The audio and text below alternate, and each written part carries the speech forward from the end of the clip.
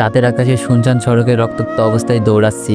গাল মাথা থুতনি থেকে তরতাজা রক্ত গড়িয়ে পড়ছে পাকা রাস্তায়। চোখে মুখে ভীষণ অন্ধকার দেখছি, তবুও প্রাণপণে সর্বোচ্চ শক্তি দিয়ে সারি আঁকড়ে দৌড়াচ্ছি।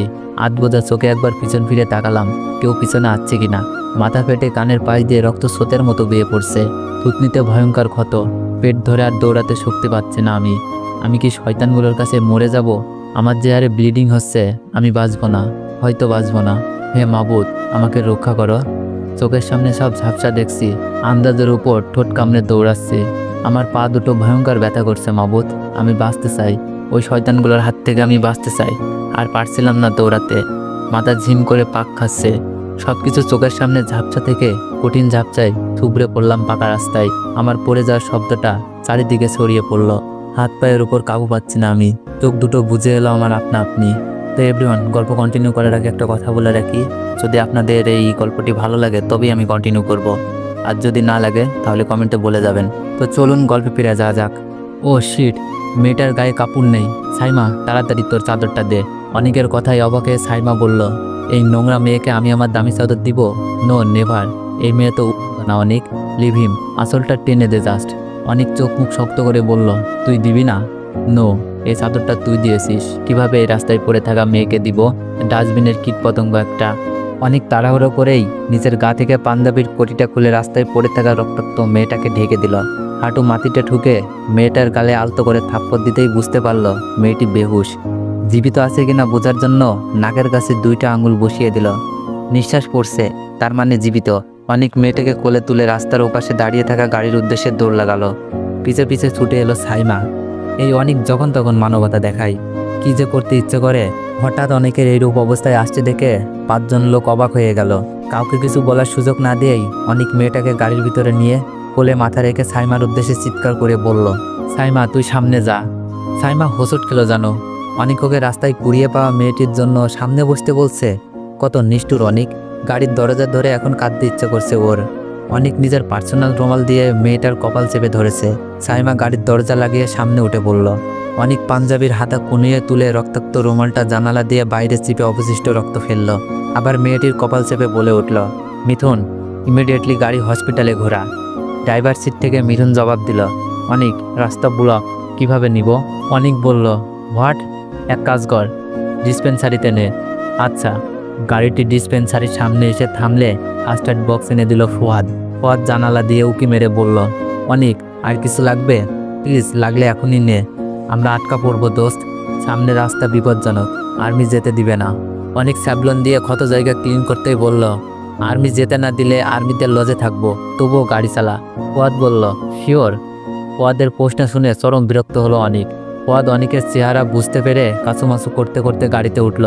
সাইমার পাশ থেকে যাওয়ার প্রশ্ন করল, আল্লাহর দোহাই লাগে, প্লিজ বল, কই থেকে এই মাইয়ারে তুইলা আনছোস? কে এই মেয়ে? নষ্টা বেশরম মাইয়াও হতে পারে। অনেক কঠিন গলায় বলল, শেষের লাইনটা ফার্দার মুখে আনবি না। মেয়েটাকে দেখে ওয়েল ফ্যামিলির মেয়েই মনে হচ্ছে, জাস্ট শাড়ির কুচিটা ছিঁড়া, ব্লাউজের হাতা ছিঁড়া, দ্যাটস অল। এত নর্মালি কেমনে বলিস ভাই? রেপ কেসও তো হতে পারে, কেমনে সিওরিটি দিবি? অনেক মেয়েটার মাথায় ব্যান্ডেজ করে দিল। কাটাছেঁড়া জায়গাগুলোতে মলম লাগিয়ে দিতেই সাইমা উচ্চস্বরে বলে উঠল, তুই আর মলম লাগাবি না, ওকে ছুবি না বলছি, আমি সহ্য করতে পারছি না। রাস্তার ফকিন্নিকে তুই এইভাবে টেক কেয়ার করছিস? অনেক মলম দেওয়া শেষ করে টিস্যুতে হাত মুছে জোরে একটা নিঃশ্বাস ছাড়ল। সাইমার উত্তর দেওয়াটা প্রয়োজন মনে করলো না অনেক। সাইমার মতো ফালতু থার্ড ক্লাস ইডিয়েটকে কি উত্তর দেবে সে? ইডিয়েট তো ইডিয়েটই। এসির নিচে কোলে থাকা মাথাটার দিকে একবার শান্ত চোখে তাকালো অনেক। হলদেটে ফর্সা গালের উপর 5টা আঙুলের গাঢ় ছাপ, বড় বড় চোখ জোড়া, নাকটা একটু চিকন তবে বোচা, ঠোঁটের বাম কোণা থেকে থুতনি পর্যন্ত রক্ত শুকিয়ে আছে তার। আচ্ছা, মেয়েটার নাম কি? কি কারণে রাস্তায় ওভাবে বেহুশ হয়ে পড়েছিল? মেয়েটিকে দেখে অতটা খারাপ মনে হচ্ছে না, কিন্তু শরীরের অবস্থা দেখে দর্শন ছাড়া অন্য কিছু আওড়াতেও পারছি না। আচ্ছা, মেয়েটাকে কি রেপ করেছে? অনেক হঠাৎ চোখ বন্ধ করে মেয়েটার মুখের উপরে ঝুঁকল। দূরত্ব খুব সামান্য। অনেকের নিঃশ্বাস মেয়েটার উপর পড়ছে। অনেক তার সিক্সেন দ্বারা কিছু অনুমান করতেই চটপট চোখ খুলে মাথা উঠিয়ে ফেলল। বাম হাত ধরে হার্টবিট চেক করছে এখন। সেন্স বলছে মেয়েটা ভয়ঙ্কর বিপদ থেকে বেঁচেছে। নার্ভ অস্বাভাবিক হারে উইক হয়ে আছে। হাতও কেমন ঠান্ডা হয়ে আসছে। ও শিট, ঠান্ডা হয়ে আসছে। অনেক দ্রুত মেয়েটিকে বুকে চেপে ধরল। নিজের গলার নিচে মেয়েটির মুখ গুজিয়ে অস্থির গলায় বলে উঠল, মিঠুন, তুই তাড়াতাড়ি সামনের লজে নে, মেয়েটাকে আগে সুস্থ করতে হবে। ফুয়াদ চিৎকার দিয়ে বলল, মরে যাচ্ছে নাকি? অনিক আরো শক্ত করে বুকে চেপে বলল, শরীর ঠান্ডা হয়ে আসছে, তাড়াতাড়ি কর। মিথুন তাড়াতাড়ি গাড়ি ঘুরিয়ে লজের বড় গেট দিয়ে ভিতরে ঢুকলো। রিসেপশনে সব ফর্মালিটি কমপ্লিট করে অনেক দৌড়ে ওকে বিছানায় শোয়ালো। লজের মেয়ে স্টাফকে ডেকে সাইমা ব্যাকপ্যাক ধরিয়ে বলল, যা লাগবে এখান থেকে নিন, মেয়েটার পোশাক বদলে নিন, আমি বাইরে অপেক্ষা করছি। অনেকের এই আচরণ দেখে সাইমা পুরোপুরি থ। বাইরে থেকে আগত মেয়েটার জন্য এত কিসের দরদ? অনেক চোখ বন্ধ করে দরজার বাইরে পিঠ লাগিয়ে ফেলল। মেয়েটাকে দেখার পর থেকেই মন খারাপ হয়ে গেছে, কিছুতেই স্থির করতে পারছে না নিজেকে। মেয়েটাকে এই নাজুক অবস্থায়, রক্তাক্ত মাথা, উফ কি ভয়ঙ্কর দৃশ্য দাগ কেটে দিচ্ছে অনেকের মনে। জমজমাট বিয়ে বাড়ি থেকে পালিয়েছে 6 কাজিনরা। বাড়িতে অলরেডি সবাই জেনে গেছে, বরসহ 5 জন উধাও। বর বিয়ের আসর থেকে পালিয়েছে। এদিকে আজ অনেকের প্রেমিকাকে দেখতে আসবে ছেলেপক্ষ। অনেক খবরটা পেয়েই নিজের বিয়ের আসর ছেড়ে মাইক্রো দিয়ে যাচ্ছে। অনেকের 3 বছরের প্রেম গাথায় জল ঢেলে দিয়ে প্রেমিকা অগোচরেই বাবার পছন্দে বিয়ে করছে। এইটা অনেক এই জন্মে জীবনেও মেনে নিবে না। পারলে আগুন ধরিয়ে দিবে প্রেমিকার বাড়িতে, সব ধ্বংস করে দিবে সে। অনেক নিজেও বিয়ের পিড়িতে বসতো না, শুধু দাদির কসমের উপর অটল ছিল। যাত্রাপথে হঠাৎ রাস্তায় রক্তাক্ত অবস্থায় একটা মেয়েকে দেখলে সে তুলে নিয়ে আসে গাড়িতে। মেয়েটার নাম কি, কোথায় থাকে, কি হয়েছে কিছু জানে না সে। মেয়েটার কি রেপ হয়েছে নাকি অন্য কিছু ঘাপলা জড়িয়ে আছে? হঠাৎ চিন্তায় দুনিয়ার ফোড়ন কেটে কাঁধের ওপর ভার অনুভব করলো অনেক। চোখ মিলে পাশে তাকাতেই ফুয়াদের শুকনো চেহারাটা দেখতে পেল। ফুয়াদ চোখে চোখ রেখে কথা বলার সাহস পাচ্ছে না।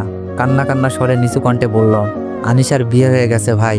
আনিশার ছোট বোন ফোন দিয়েছিল, আমরা ওর বিয়ে থামাতে পারলাম না ভাইয়া, পারলাম না। অনেকের পায়ের তলা থেকে যেন মাটি সরে যেতে লাগলো।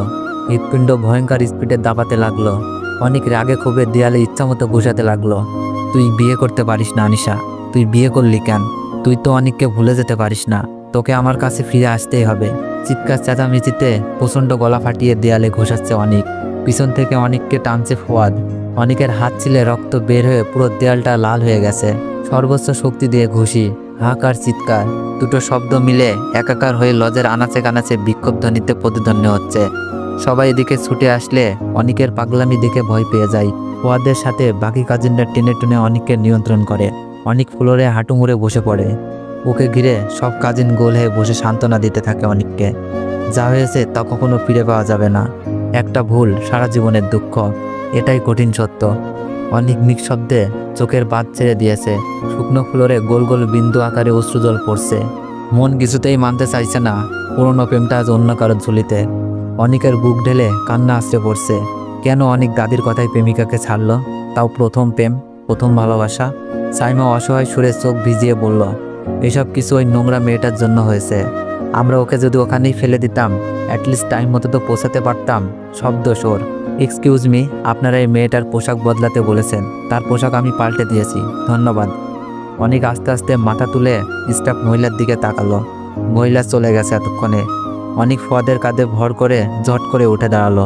অনেকের হাবভাব ভালো লাগছে না ওদের। অনেকের রাগ মানে ভয়ঙ্কর দুর্যোগের পূর্বাভাস। এই দুর্যোগ কতটা ভয়াবহ হতে পারে কেবল ওর কাজিনরা ভালো জানে। অনেক হুড়মুড় করে মেয়েটার রুমে ঢুকে ধাস করে দরজা ঠেলে দেয়। অনেক ভিতর থেকে দরজা লাগিয়ে দিয়েছে। অনেকের মাথায় কি চলছে? ও কি মেয়েটাকে রাগের বশে মেরে ফেলবে, ক্ষতি করবে? ফুয়াদ মিথুন যাওয়ার ধাক্কাতে লাগলো, চিৎকার করলো খোলার জন্য। সাইমা, পূর্বিকা সবাই চেঁচাচ্ছে। অনেক আর খুলল না। অনেক হাত মুষ্টিবদ্ধ করে বিছানায় শুয়ে থাকা মলিন চেহারার জ্ঞানহীন মেয়েটার দিকে ফুসে আসছে। এক পা এক পা করে এগোচ্ছে। শরীর শীতের কাঁপুনির মতো থরথর করে কাঁপছে। চোখের নিচ ঘেমে উঠেছে। ক্রমশ লাল হয়ে উঠছে চোখ দুটো, আগুনের হুলকো ছোটার মতো রক্তিম লাল। কি করবে অনেক এবার মেয়েটার সাথে? তো এভরিওয়ান, গল্পটির নেক্সট পার্ট চাইলে একটু বেশি বেশি কমেন্ট করুন আর একটু বেশি বেশি কপি লিঙ্ক করে দিন। আর গল্পটি মেবি ইউটিউবে শুরু করব। ধন্যবাদ।